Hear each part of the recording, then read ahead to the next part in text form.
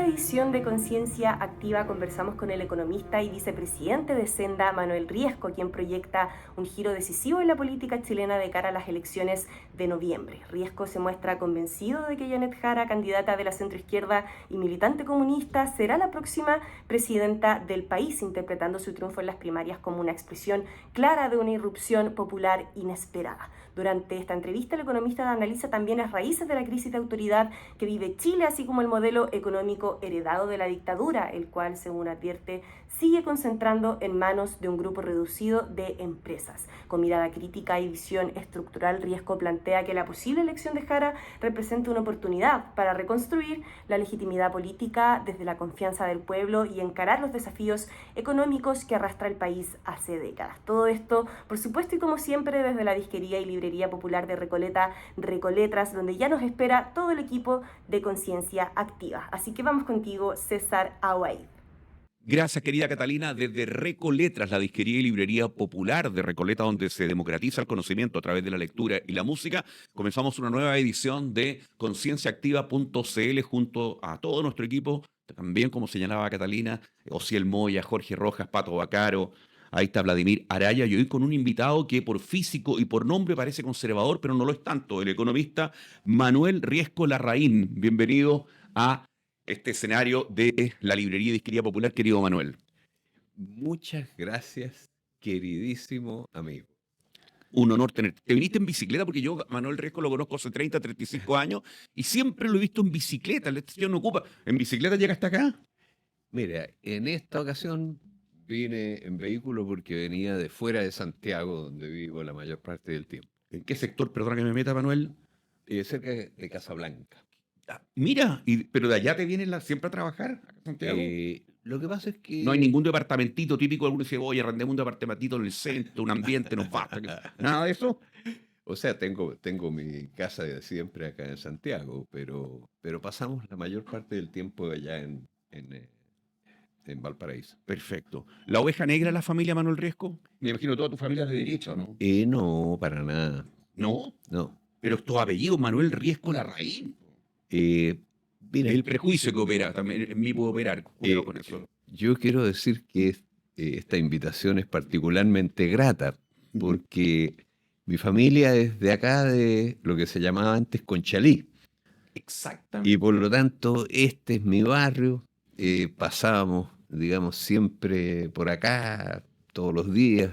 Es muy grato Qué bueno, Manuel, estar por querido. acá. Manuel, yo hace más de 30 años siempre he tenido que, las 1000 veces que te he entrevistado, Manuel Riesco, director o miembro del Senda, el Senda. ¿Qué es el Senda? Bueno, Senda es con C de centro, y es Centro de Estudios Nacionales de Desarrollo Alternativo. Esta fue una denominación que escogió Andrés Varela, un destacadísimo ingeniero que ocupó un alto cargo en el gobierno del presidente Allende y que después estuvo en el exilio. Fue académico en la Universidad de México, en la UNAM. Y bueno, y acá al regresar, él propuso formar esta institución y invitó a Hugo Facio, que acaba de regresar también, y a mí. Perfecto. Entonces, en el año 1995, pero ya formalmente constituimos Senda. Pero antes de eso, digamos, ya trabajábamos ambos con Hugo Facio. Perfecto. ¿Y ustedes como Senda qué tipo de trabajo hacen? Fundamentalmente estudios. Nosotros somos una institución que hace estudios para apoyar el trabajo de las organizaciones de trabajadores en Chile. Todos los temas que hemos escogido es porque algún trabajador o alguna organización de trabajadores se ha acercado a nosotros a solicitarnos apoyo. Por ejemplo, las pensiones. De pensiones nadie hablaba en los años 90, ¿no es cierto? Exacto. Y bueno, y nosotros tampoco. Pero sí teníamos un programa de radio con Hugo, en una radio de Radio Tierra se llamaba, Perfectamente. que era del movimiento feminista, Ujú. ¿no es cierto? Y que tenía una gran acogida, digamos, a instituciones como la nuestra, pero un alcance más bien limitado. Yo creo que llegaba con unas 2 cuadras a la redonda, el alcance de la radio. Bueno, y ahí íbamos todas las semanas con Hugo y nos sentábamos un día martes a las 11 de la mañana o Y lunes hablaban. y recorríamos el mundo comentando la carta económica de Hugo Facio de esa semana. Así que lo pasábamos estupendo. Y nadie nos escuchaba, excepto las dueñas de casa y los jubilados. Y un día se acerca a Senda un jubilado con una carta que había escrito él. Era un jubilado originalmente de ferrocarriles, me parece, pero estaba en la AFP.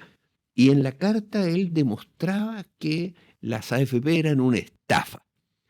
Entonces, bueno, Hugo recibió la carta, la guardó en su maletín, la tuvo varias semanas ahí, después me la pasó a mí, y yo hice lo mismo.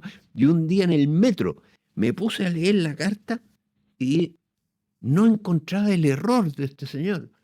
Entonces, ¿cómo podía ser que un sistema que todo el mundo alabara, este señor decía que estaba Era una equivocado, estafa. que era una estafa?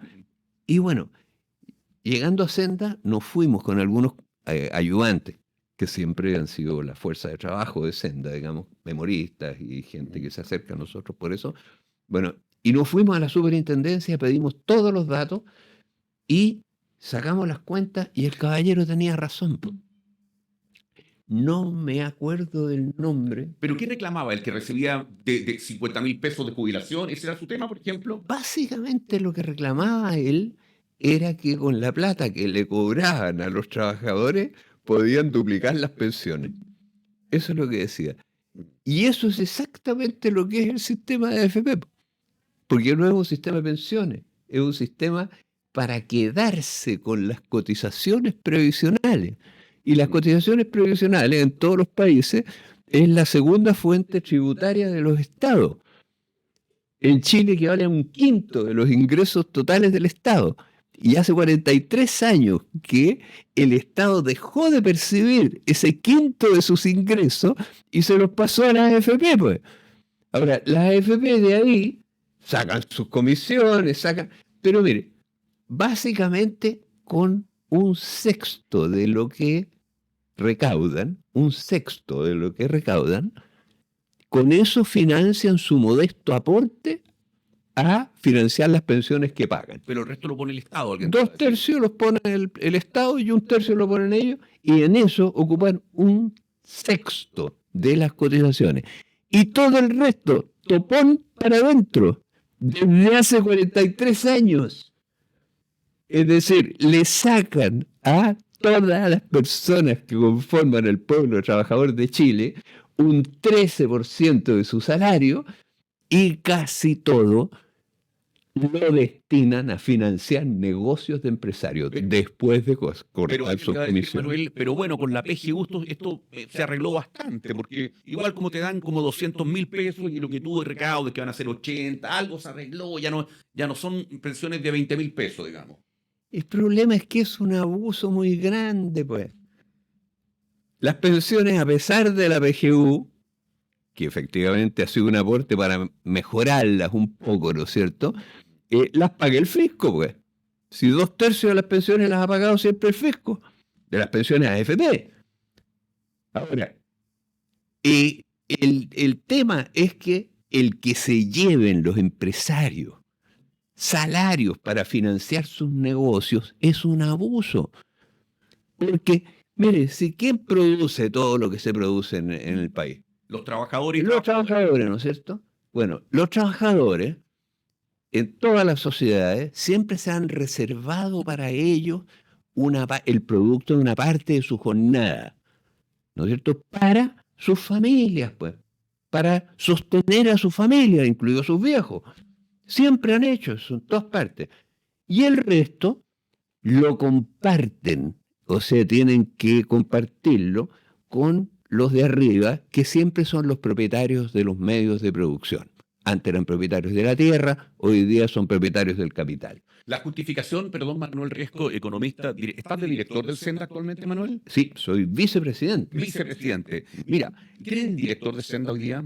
El presidente es una mujer, que Perfecto. es la ex rectora Roxana Roxana Pei. Pei. Perfecto, la conozco muy bien a Roxana. Manuel, siempre han dicho las AFP que ellos invierten y efectivamente prestan sus capitales a estos grandes grupos económicos porque necesitan rentabilizar mi plata, la tuya y la del equipo de trabajo de concienciaactiva.cl. Entonces ahí rentan para que vaya después a nuestros fondos. Eso es completamente falso. Ellos lo que hacen, digamos, con este dinero que recaudan es que financian sus negocios y no lo devuelven nunca. Pero Porque piensen- explícalo, pues, porque yo le presto, le presto plata a la FP, le paso plata a la FP. Claro. Los- No, digamos que ellos le pasan mi te plata recortan obligatoria y forzosamente plata. y le Esto pasan no el es dinero oro. a la empresa. ¿Qué hace esa empresa con ese dinero? Financia sus negocios, pues. ¿Y cómo y no le devuelve a la FP lo que le prestó? Bueno, le devuelve al mercado financiero, digámoslo así. A veces pierde, a veces gana. Por ejemplo, digamos, en lo que va de esta década, han perdido 80.000 millones de dólares en ese fondo que tienen ahí. Pero a ellos no les importa. Si lo que les interesa es financiar sus negocios, financian el 70% de todos los créditos de todas las empresas en Chile.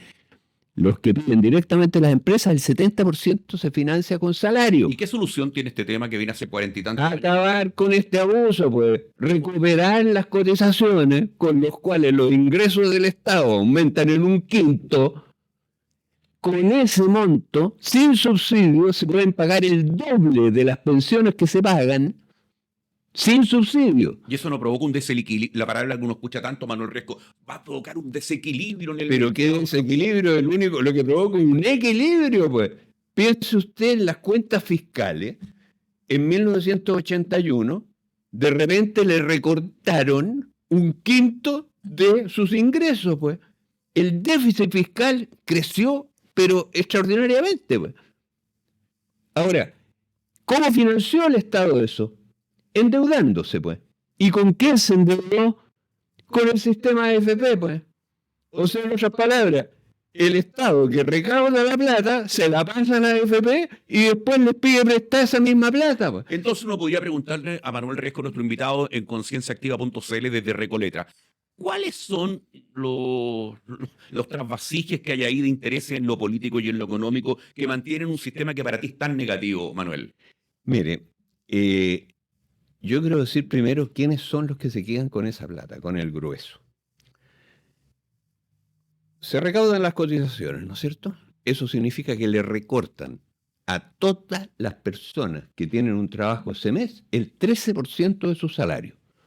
Pues bien, la mitad de ese flujo mensual pasa directamente a la propiedad de las compañías de seguro. El mismo mes, el mismo fecha en que se hace, pasa directamente para allá. ¿Y quiénes son las compañías de seguro? Pues son 16 empresas las que trabajan relacionadas con esto. Pero ¿sabe usted quién se queda con la mitad de todo ese flujo? Es decir, con un cuarto de las cotizaciones todos los meses. Las que pertenecen a 4 grupos, reconocidos grupos pinochetistas, que toda la vida han sido los que se han hecho multimillonarios en dólares con esto y que son los que controlan todo este sistema. ¿Y por qué 4 grupos se quedan nomás? Porque son los que ellos reciben la mitad de todo el flujo que llega a las compañías de seguro.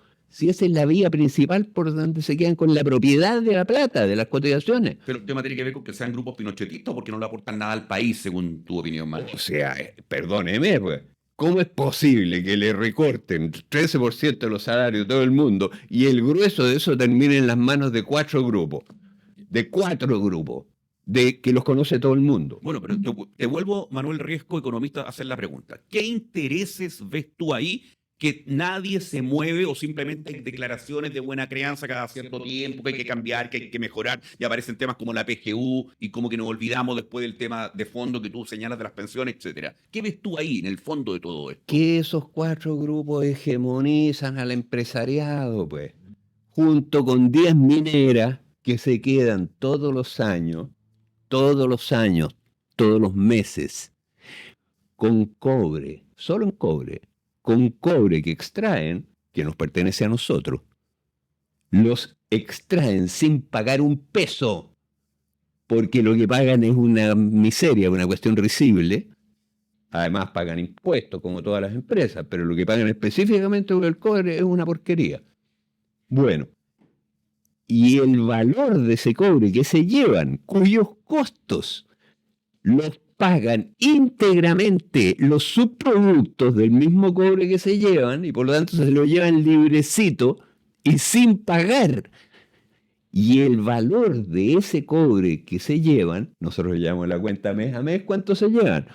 Equivale a la mitad de los ingresos del Estado. En otras palabras, esa es la estructura Claro, de Chile. pero esa no es culpa de ellos, porque es las condiciones que le ofrece Chile. Pero por- También. Entonces mi pregunta es, ¿qué pasa con los otros países que también son exportadores de cobre? ¿Son tan buena onda respecto a entregar su riquezas naturales como lo hace nuestro país, Manuel Riesco? No, pues, sí, aquí también en tiempo del siglo pasado se lo llevaban dos empresas, ¿no es cierto?, norteamericanas. Pero que es un equivoco exportador de cobre, ¿no es cierto? Hay muchos Ya, países mi pregunta exportadores es, de ¿cómo cobre. lo hacen con sus riquezas naturales? ¿Qué impuestos, qué cosas ponen? Mire, los recursos naturales, Naciones Unidas, en base, entre otras cosas, a la experiencia de la nacionalización del cobre en Chile, recomienda que todas las cosas que tengan renta, como los recursos naturales, porque son cosas escasas, que los exploten empresas del Estado. Por ejemplo, todos los hidrocarburos que se producen en el mundo, el 80% lo extraen empresas del Estado. Ahora, en el cobre, que es nuestro petróleo, ¿no es cierto? Eso es lo que determinó la nacionalización del cobre, pues. Bueno, y sin embargo se han entregado el 75% del cobre que se extrae, hoy día se lo llevan estas 10 empresas. Pero ¿cuál es el problema con eso? Imagínese usted que 10 empresas se llevan el equivalente a la mitad del presupuesto del Estado. O sea, estamos financiando un Estado y medio. Pero la otra mitad son 10 empresas. Entonces, ¿quién manda en Chile, pues? Bueno, pero no tenemos un congreso acá que dice... No, pues, que al revés, pues. O sea, lo que tenemos son estos grupos. Son 4 grupos que controlan el sistema de FP, que se lleva un quinto de los ingresos del Estado, y 10 empresas mineras que se llevan la mitad de los ingresos del Estado. Bueno, y ellos mandan en Chile, pues. Entonces, y ellos mandan en Chile. Y con el tema de las AFP, que lo tocaste en un comienzo, Manuel Riesco, gran invitado hoy en concienciaactiva.cl, con el tema de nuestros recursos naturales, ¿cómo ves en general el sistema económico en Chile, Manuel? Hoy día, hoy, en medio de estas elecciones que vienen para noviembre, etcétera. Un abuso gigantesco. Así lo veo. Y así ha sido desde el 11 de septiembre de 1973, pues. Recuperamos la democracia, pero estas dos cosas que son los abusos principales, ninguno de los gobiernos lo ha tocado. Al contrario, los han agravado. Incluso el gobierno de Boric. Por supuesto, pues, porque el gobierno de Boric, en el caso de las cotizaciones, ¿cuál fue la reforma que hicieron? Ponerse de acuerdo con los abusadores, en lugar de ponerlos en su lugar, pues. Y no están amarrados, cualquier gobierno no está amarrado, por ejemplo, por temas constitucionales para ir más allá, Manuel Riesco. Mire, aquí en este caso la Constitución lo que hace es dificultar el poner en vereda a estos abusadores grandes. Entonces ahí está, po. No se puede hacer nada más mientras la Constitución no cambie. No es así, Ah, no es así. Explícalo, por favor. No es así. Lo que se necesita para, digamos, enfrentar los abusos es que hay que enfrentarlos, pues, y hay que terminarlos. Pero ¿cómo se hace? A ver, Apoyándose en el pueblo, pues. Así se hace, pues.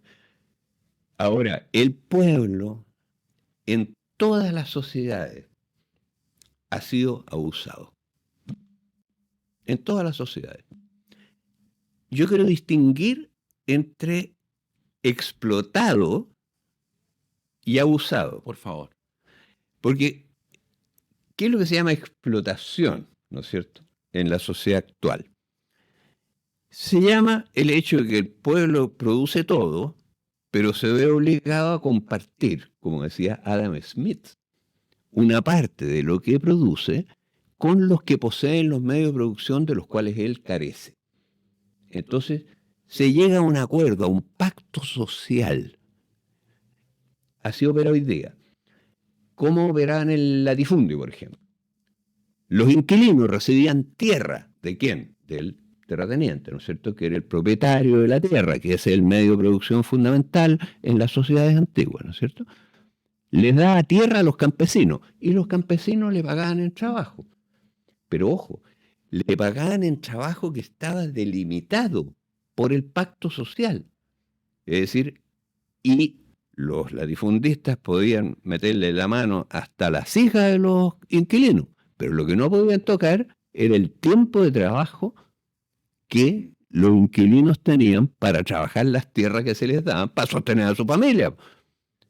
Ese es el pacto social. ¿Cuál es el primer punto del pacto social? Que esa parte de la jornada de trabajo, que se llama el trabajo necesario, no se toca. Es sagrada. Sí, pero tú te Los salarios no se tocan. Y en Chile, ¿qué es lo que es la AFP? Meterle mano a los salarios para financiar negocios de empresarios. Pero hace 50 años, Manuel, que hay un contexto que no favorece, siento yo, querido Manuel Riesco, lo que tú dices, porque estamos absolutamente divididas, las chilenas y los chilenos, incluso en la clase trabajadora, lo he repetido 50.000 veces, un trabajador de banco no se siente igual como trabajador que un señor que está barriendo la calle aquí en la comuna de Recoleta. Ya no hay una unión entre la clase trabajadora, lo que percibo yo.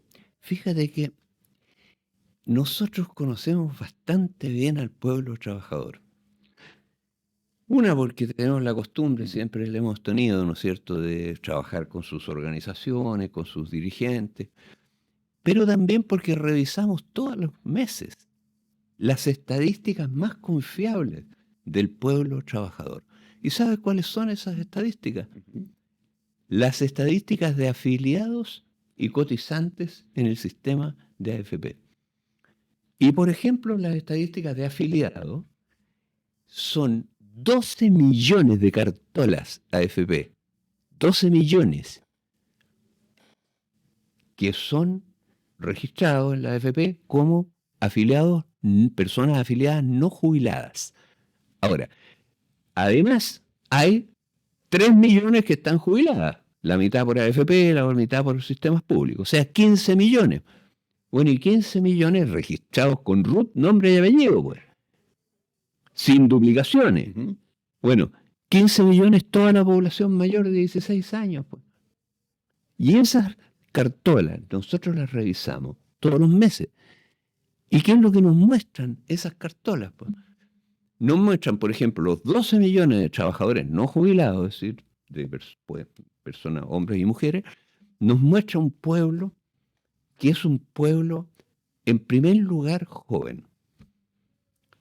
En segundo lugar, paritario. Fíjese que es tan joven el pueblo trabajador chileno que 2/3 no han cumplido 46 años y la mitad no ha cumplido 36 años. Es muy joven. Son mitad hombres, mitad mujeres. Es paritario en género. Ahora, pero resulta además que ese pueblo trabajador, ¿no es cierto?, todos ellos entran y salen constantemente del otro registro que tiene el sistema de AFP, que son las cotizaciones de todos los meses, ¿no es cierto?, que es un censo a las planillas de pago, es un censo a los empleadores.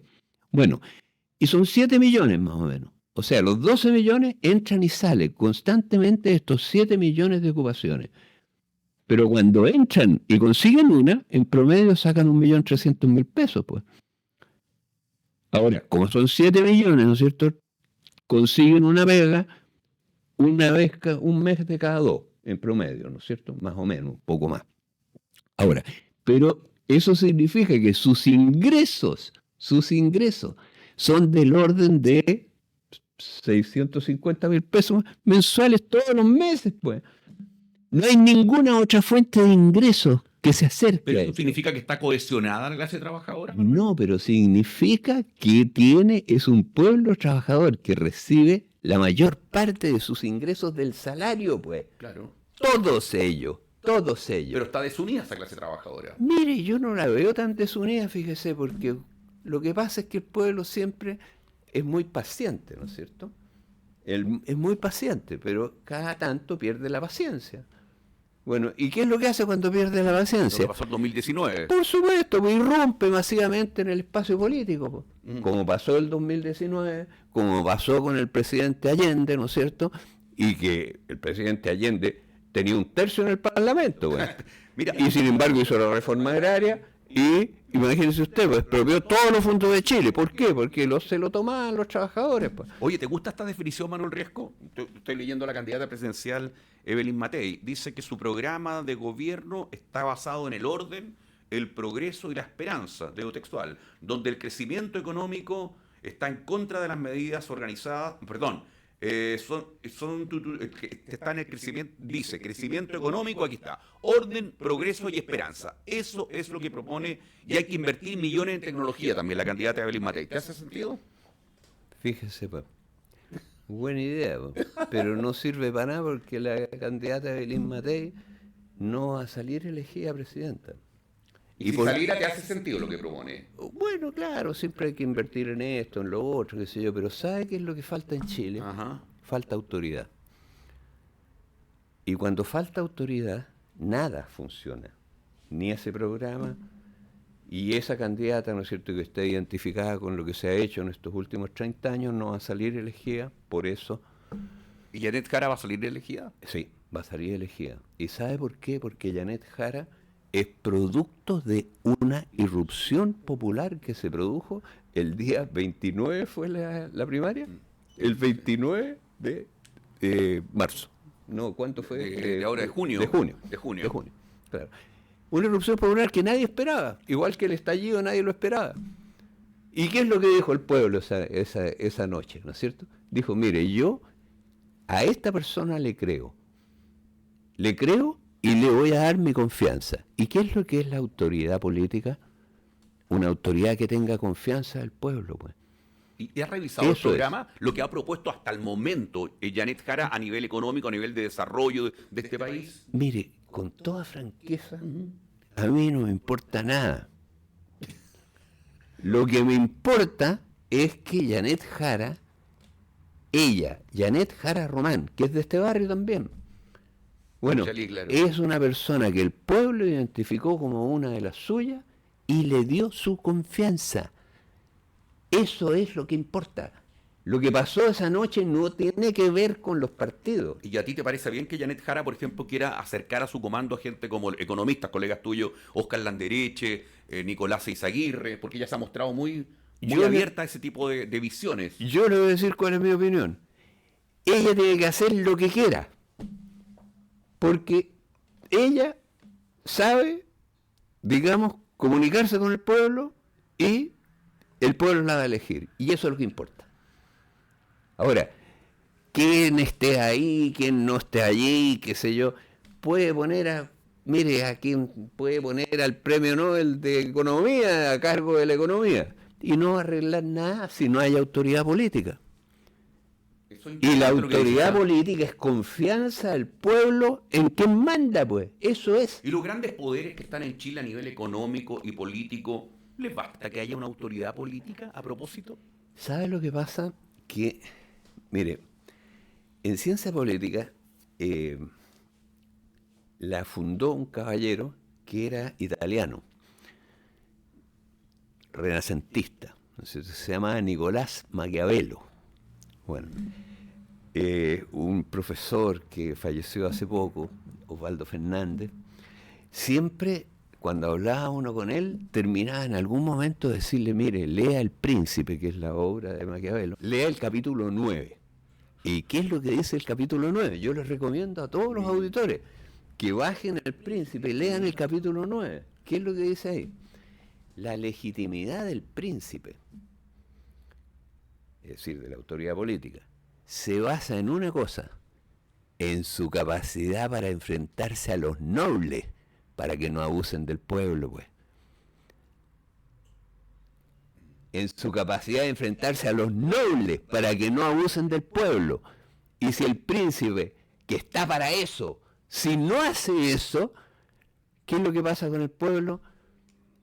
Pierde la confianza, porque dice, ¿para qué le voy a estar poniendo capas de armiño, ¿no es cierto?, a o poniéndolo en palacio, y los pago yo, dice el pueblo, si es que no ponen vereda a los nobles que están abusando de mí.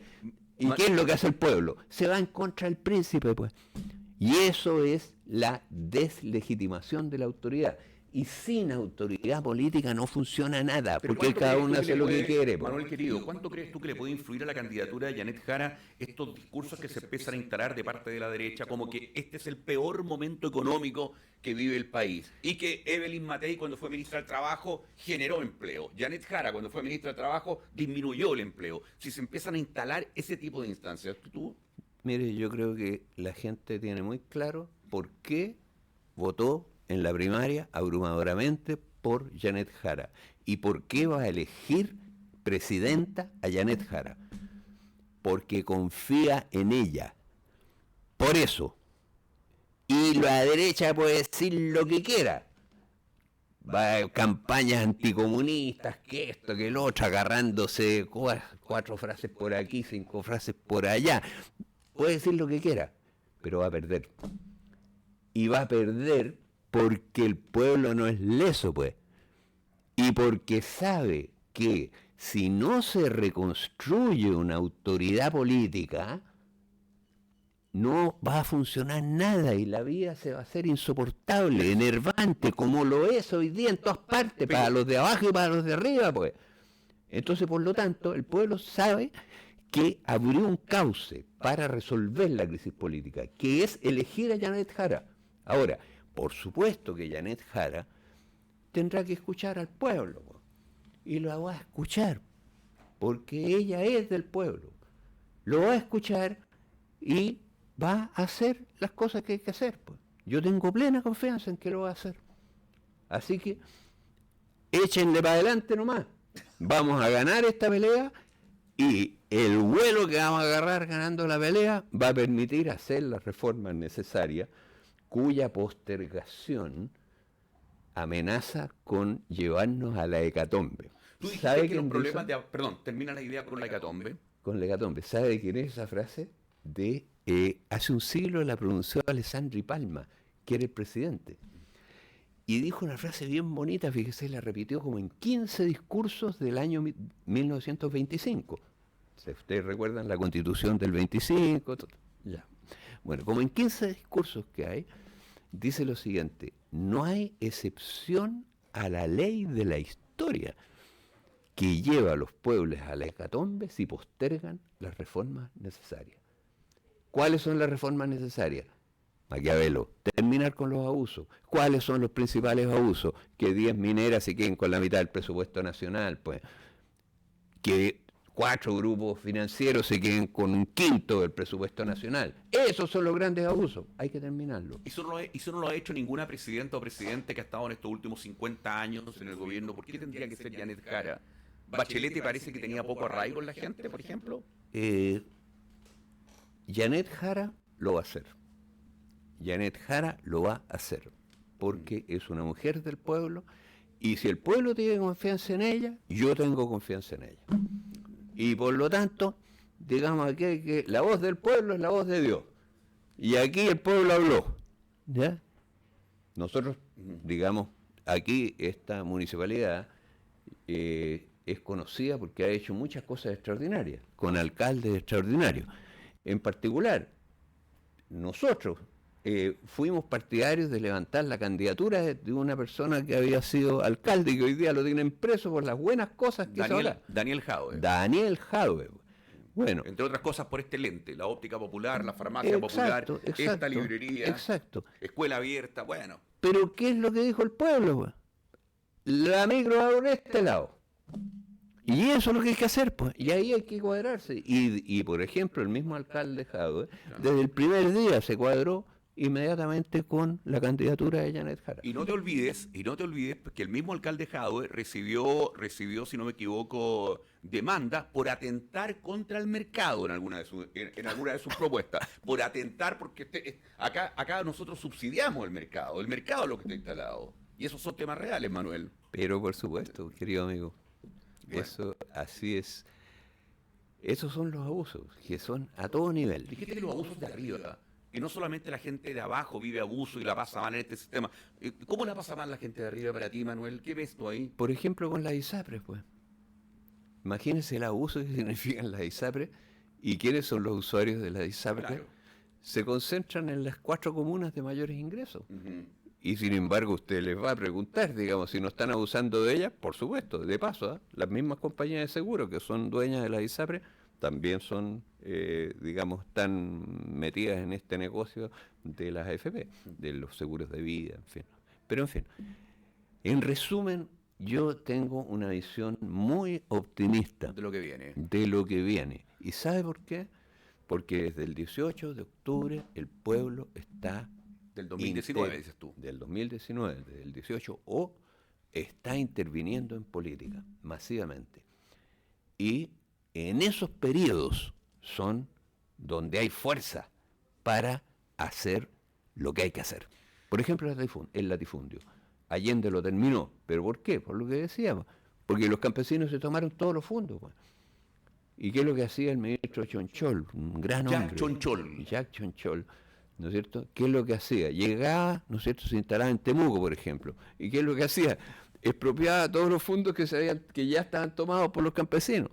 Bueno, lo que quiero decir es que aquí el pueblo chileno, que es un pueblo joven, voy a agregar 2 características más, fíjese. Es un pueblo calificado. Resulta que en tiempo, por ejemplo, del presidente Allende, la mitad del pueblo eran campesinos. No sabían leer ni escribir. Algunos de ellos no conocían el mar. Y Chile es un país que no tiene ni 100 kilómetros de ancho. No conocían el mar porque pasaban todo el día metidos ahí en la tierra. Ahora, el pueblo chileno actual tiene enseñanza básica completa. Saben todos leer y escribir. Enseñanza media completa. Será regulé la educación, pero terminaron la enseñanza media. Todos. Y la mitad tiene algún tipo de educación terciaria. O sea, un pueblo calificado. Pues. Y la segunda característica es que se habla mucho de la información, ¿no es cierto? Pero ustedes son una muestra con este programa de que llegan al pueblo. Pues. ¿Y cómo llegan al pueblo? A través de su teléfono celular. Pues. Todo el pueblo tiene un teléfono celular. Mira, a mí me gusta mucho andar cuando no ando en bicicleta, que ando mirando cómo se va transformando la ciudad. Eso. Bueno, ando en metro. Y bueno, y en el metro me gusta mirarle las caras al pueblo que va ahí, ¿no es cierto?, a trabajar. Bueno, y es el que yo veo en las fichas, pero me gusta verle la cara. Y resulta que es difícil verle la cara porque están todos metidos en el teléfono, pues. ¿Qué es cierto? Y piense usted la capacidad de organización que eso le da al pueblo, pues. Sí. Porque bueno, hacen un grupo de WhatsApp o qué sé yo, en Facebook, qué sé yo, se ponen de acuerdo y pueden apuntar y hacer cosas muy grandes. Entonces nos quedamos con la esperanza del pueblo, pues, querido. Es porque el pueblo está metido hoy día en la actividad política, pues, entonces hay que hacer las cosas que hay que hacer. Gracias, querido Manuel Riesco, un honor haberte tenido en Conciencia Activa desde este lugar que democratiza el conocimiento, la disquería y librería popular de Recoleta, que, paréntesis, de lunes a viernes abre de 10 de la mañana a 2 de la tarde, hay un almuerzo de 2 a 3, de 3 a 6, y el día sábado de 10 de la mañana a 2 de la tarde. Desde este lugar, todo el equipo de concienciaactiva.cl agradece vuestro respaldo y acuérdense, campanita, me gusta y todo ese tipo de cosas. Un beso. Chao, Manuel, querido, que estés muy bien. Un abrazo y, querido César, muchísimo gusto. A mí también me da estar en mucho el gusto programa verte, contigo. mucho gusto verte. Gracias, Manuel.